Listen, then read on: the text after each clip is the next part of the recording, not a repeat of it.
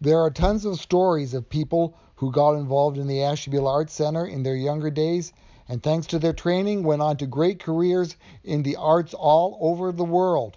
Well, here's a story that is twice as big because it's about twin sisters who grew up at the Ashtabula Arts Center who are enjoying hectic but fulfilling careers in the world of live theater. Jennifer and Nicole Giangola started in plays at the Arts Center. First as the Lost Boys in Peter Pan, they were twin French poodles in 101 Dalmatians. They were Siamese twins in Charlotte's Web. From sixth grade on, they were in countless shows. They took voice lessons. They took lessons on instruments. Each year they attended Arts Center summer camps until they became too old. Then they helped teach and coordinate summer camps. They went off to separate colleges for a while, but graduated together from Ohio Northern University. Jennifer has been working in wardrobe at Goodman Theater in Chicago. She also works at a small craft shop in a Chicago suburb, making hats for not only Hamilton on Broadway, but for its Puerto Rican and Chicago tours. Nicole worked in wardrobe for the Fourth Network's national tour of The Sound of Music, going to cities all over the country and hiring 11 assistants in each city to help with wardrobes, training them on the spot. She also did wardrobes for shows on the Disney cruise lines. Recently, they found themselves together again in Chicago. Originally, they both wanted to be actors. Learning off-stage work at the Arts Center helped them decide theater was for them professionally, but not acting. I know for me, I always thought, oh, if I wanted to do theater professionally, it would have to be acting. And then when we were freshmen in high school, and we took a stage management class here on how to be a stage manager for the stage. And I remember we took a dance class right after with Kim Godfrey, who she's now the theater coordinator here, but at the time she was just a director. And I remember we were always really close, and I said, "Hey Kim, I'm taking a stage management class. What do you think? Do you think I can stage manage for her?" And she's like, "Oh yeah, sure." So I stage managed Forbidden Broadway on the GB stage when I was a freshman in high school, and I loved it. And then we started doing the tech crew backstage for shows, and we still were on stage, but we would also do the off stage portion as well. And I remember one of the actors in the show said, "You're really good at stage managing." She's like, you could do that professionally." I'm like, oh, I never thought of that. So then when we looked at schools for college, I was like, well, I'm gonna go into technical theater, and that's what we ended up doing. Yeah, it took me a little longer to get to that point because I started at one school for graphic design.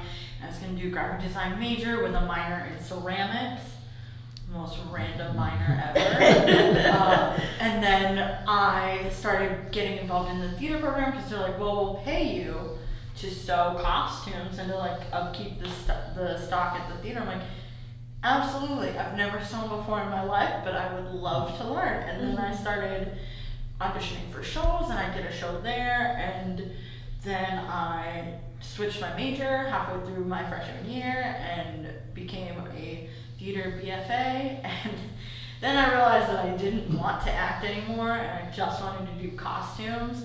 So I transferred to Ohio Northern University, where Nicole was at for technical theater, and we both ended up graduating from there with a BFA in international theater production. So you didn't start out at the same school? No. When we first left for college, I was You at. were just sick of each other? We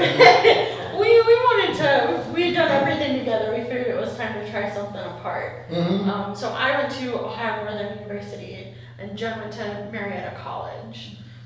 So we were both. But you ended up at the same college. Mm-hmm, we did. Now this is was repeated then when you started your professions, right? Mm-hmm. You were doing you were doing cruises?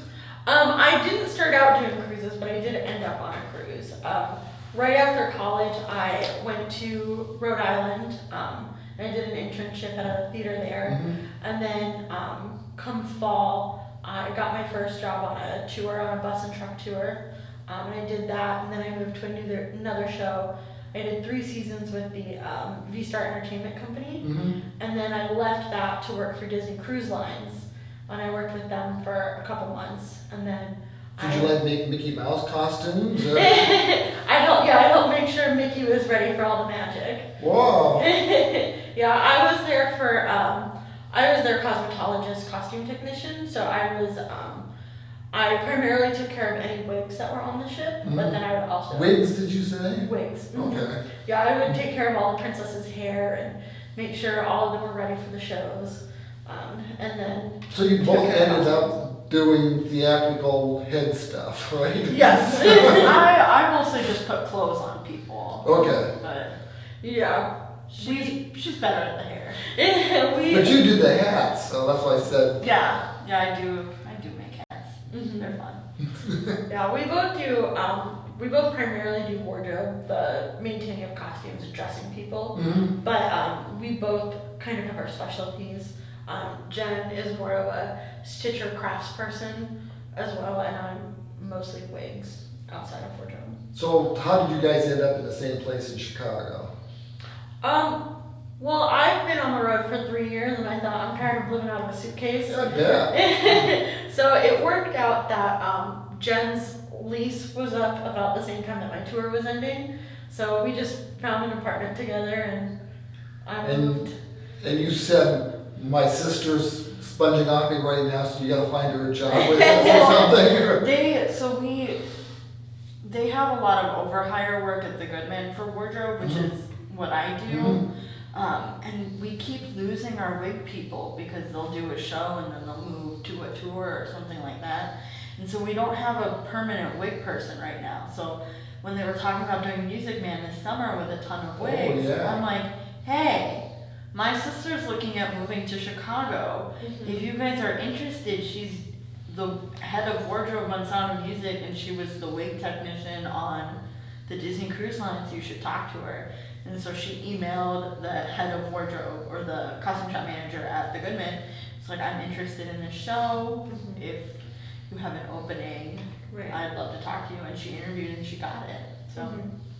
So are you there, both of you there for every performance every night that they have them? So that's got to be kind of exciting, right? Because I mean, I don't know, you get a little rush as the stage. Oh yeah. Is the curtains open and all? Yeah, it also depends on the show. Like, I just got done doing a show at the Goodman called The Winter's Tale. It's a Shakespeare, I don't know if it's classified as a comedy or a tragedy, but it's one of the weirder ones. And I was responsible for dressing a bear. Like, I got a man into a bear puppet costume every night. And it took us 10 minutes to get him in. We had to get him out in 2, and that was my job, is to get him dressed and then maintain the bear puppet as much as possible. And it was so much fun. A couple nights, we would have a few issues getting him in, and we're like, are we gonna make this? Are we gonna make our entrance? And that is always fun. Yeah. But it was still a 10-minute change, so it was pretty low stakes. Yeah, you had some time, but...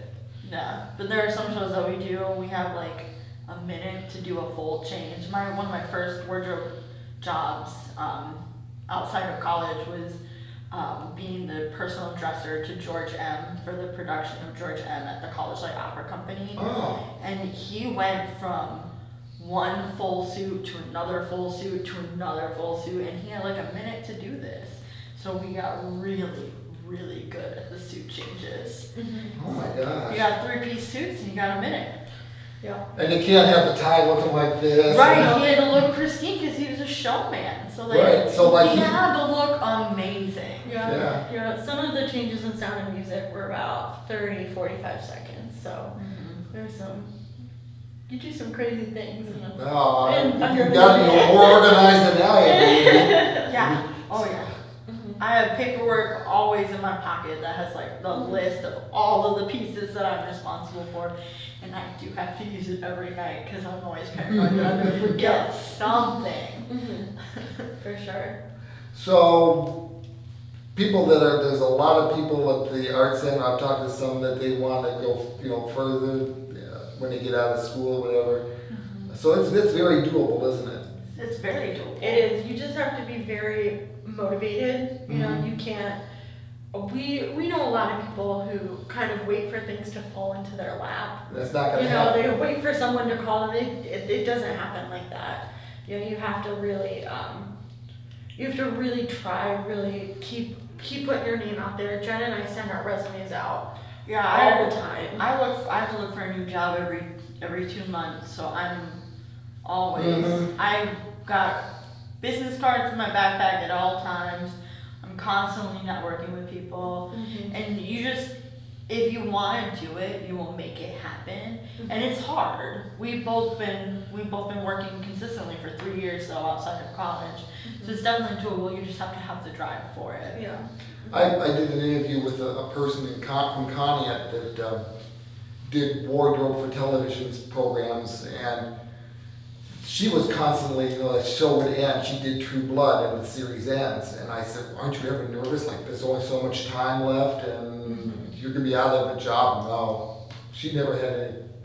Yeah. But I suppose if you're good and you have a reputation and you know enough people, you just kind of jump from one job to another. Yeah, you just always have to be looking. Like even, I've been on tours that last, anywhere from 6 to 9 months. And, even when I'm working consistently for months on end, I'm always sending my resume out to people, just to keep my name out there. I always keep my name in with all the touring companies that I've worked with in the past, just so that they remember me.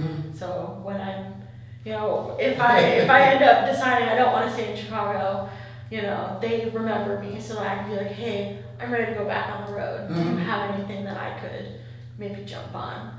So. But if you're going to be having an apartment lease anywhere, Chicago's a good town to do that, isn't it? Yeah, there's a lot of stuff happening in Chicago. Well, there's so many different types of things that are happening. Like we have so many different dance houses that you can work on.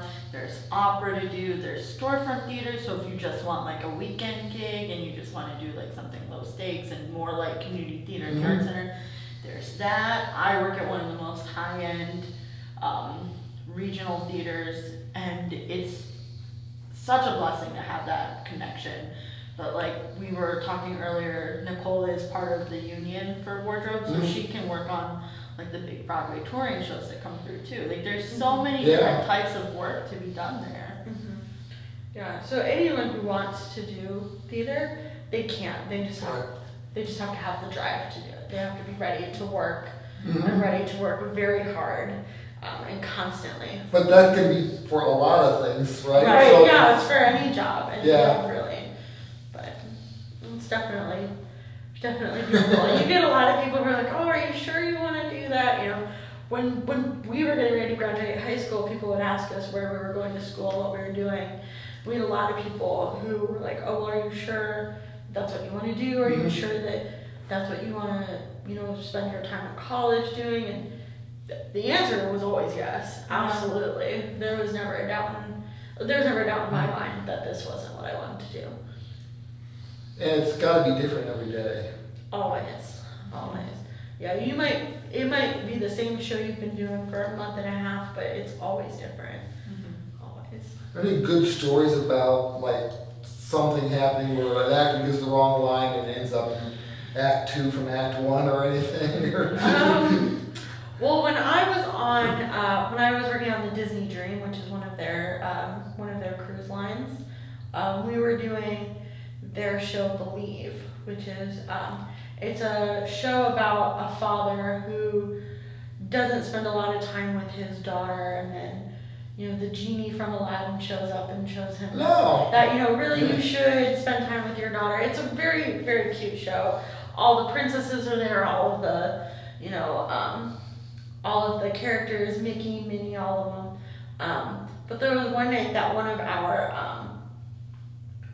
our princesses wasn't feeling well, and I was getting ready to help her do one of her quick changes to get her on, and they have those, Cinderella's dress is a huge ball gown, all of that, and she wasn't feeling well, so in the middle of the show, she came up to me and said, Nicole, I'm not going to be able to go on. She's like, I've already talked to, the stage manager and I'm out for the show. Well, the show's happening, the show's going on, and I've already got her ball gown ready to get Cinderella into her dress, and so they're like, oh, well, we're going to have to put another princess in. So they tell me, I think they put Belle on instead, so I had to go help Belle make sure her hair was right, and then I had to go get her ball gown out from the storage. I was running through the backstage holding this giant ball gown, like pushing. Knocking over people in the way. I think I ran right into Lumiere, and I'm like, please move, and I'm carrying Belle's big ball gown, and then I laid it out, I got it set up, I had her shoes ready. I had the thing set up so fast that when our Belle came around the corner, she was like, oh, you're ready. And I'm like, absolutely, let's do this. And I had her all ready to go, and Belle looked as gorgeous as ever. All right. She was ready to go on. But sometimes you just have to be ready for those things because they can happen at any time. I think the most exciting thing is I've sent people out with gaff tape on their costumes because they break them. Oh, I've done that. Is that like the punishment? No, you broke it, so now you're gonna have to. That's your shame. The show that I just finished with the Goodman, we just kept having shoes butts. Like they just kept breaking. They were dress shoes, and the sides of them would just fall apart, and we're like, what is happening? So one time, one of my actors was literally about to enter the stage, and he comes up to me. He's like, Jen, my shoe's falling apart. I'm like, how long do you have until your entrance? He's like, 40 seconds? Great, stay right there. And I run back, I got a roll of black gaff tape, and I just tape his shoe together. I'm like, that's all I got. Nobody noticed. I mean, luckily there was a bunch of pink confetti around, so it just kind of stuck to the tape, so it just looked like his shoes were very sticky. And so you couldn't tell that they were taped or falling apart. Thank you very much. You're going back Saturday to Chicago. And then we'll start Tech for the Music Man, directed by Mary Zimmerman, next week at the Goodman. So there's always people going to Chicago from here, so. Yeah. So how long is it going to be there? Music Man will be there mid-August. Yeah. Okay. Mid-August. Yeah. But get your tickets soon because it's selling out. Yes. Yeah. Tickets are going fast. Can you guys sing something from the Music Man? Absolutely not. All right, well, I thank you very much. Jennifer and Nicole Giangola, thank you very much.